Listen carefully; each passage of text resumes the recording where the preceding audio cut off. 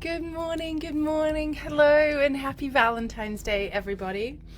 So, I know this is often a day of like hearts and flowers and chocolate and all of that stuff, but I wanted to bring a little bit more gravity, perhaps, to this day that has become so associated with love.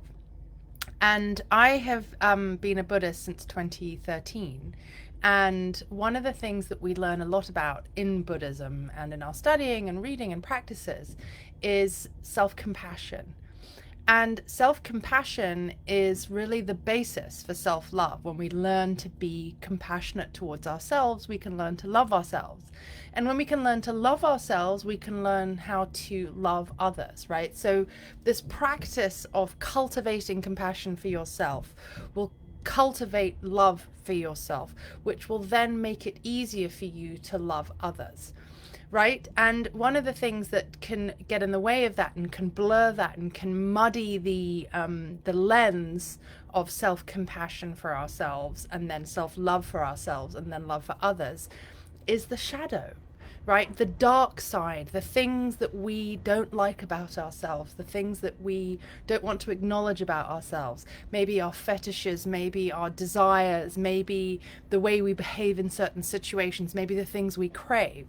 And instead of really acknowledging these shadows, we block them out. And the problem with blocking these out is that in the long term, what that creates is a hatred of those feelings, desires, behaviors, and actions in other people, right? Which makes it hard to love other people.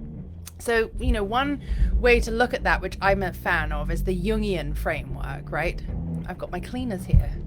Love having cleaners. It's one of the big things that I've activated in my life. So, sorry about the vacuum. Is the Jungian psychology framework for really understanding this concept of the dark side or the shadow side. So there are pairings, right? We have the victim and the warrior or the warrioress, the saboteur and the sorcerer, the prostitute and the lover, the child and the queen.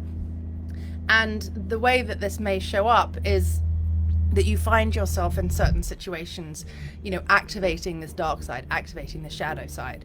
So I would encourage you today, when you are thinking about, February the 14th and Valentine's and love, to really dig into this idea of self-compassion for yourself, right? Compassion with passion, with love. That's what it means, for yourself, right? If you can cultivate that for yourself, you'll be making it that much easier to step into self-love and then loving others, right? So look at and be willing to embrace the dark side. Another way you could think about activating this is the golden rule, right? Treat others as you would hope to be treated yourself, right? I think I just garbled that a little bit, but the golden rule, right? Activate compassion for yourself so that you can be compassionate towards other people. And I hope you have a beautiful, lovely, and happy Valentine's Day. Stay safe, stay warm. It's 9 degrees here in Cleveland today.